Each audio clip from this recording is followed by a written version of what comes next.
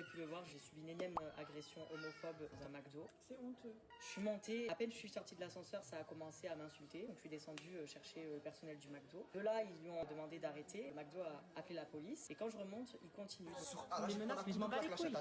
Je décide de filmer les propos. De là, il se jette sur moi, donc il me prend comme ça, genre pour me traîner vers la sortie en me disant je vais te donner des coups de couteau, etc. De là, il se jette sur moi, il me frappe, comme vous avez pu le voir sur les images. J'ai des hématomes là sur le nez. À la tête. Voilà, je suis allée voir un médecin. En 2026, je pense que l'homophobie, elle doit vraiment être condamnée. Et au-delà de ça, que ce soit les discriminations et encore plus les violences des personnes jeunes en plus, on se dit qu'en fait, ça ne s'arrêtera jamais. Encore hier, il y a un jeune qui est décédé des suites d'une agression homophobe. Il n'y a vraiment aucune sécurité, surtout quand on est sur les réseaux sociaux, on est beaucoup exposé. Donc quand on rigole, qu'on filme et que ça, moi ça me dérange pas. Mais quand on vient directement importuner ou frapper, en fait, il faut vraiment être pas bien dans sa tête, genre. En fait, je comprends pas, genre, il n'y a même pas eu de provocation, il n'y a même pas eu de...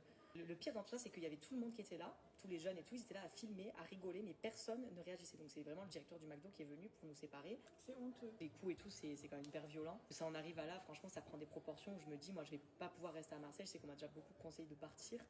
C'est trop en fait. Même pour moi, c'est honteux de se faire agresser comme ça. Gratuitement. De la haine gratuite. Le pire dans tout ça, c'est que j'étais avec ma voisine, âgée de 60 ans, qui... Tu t'es faite... Qu'est-ce qu'on t'a dit? On nous attend dans la sortie, tu vas voir. Je leur ai dit, ils n'ont pas honte à leur âge.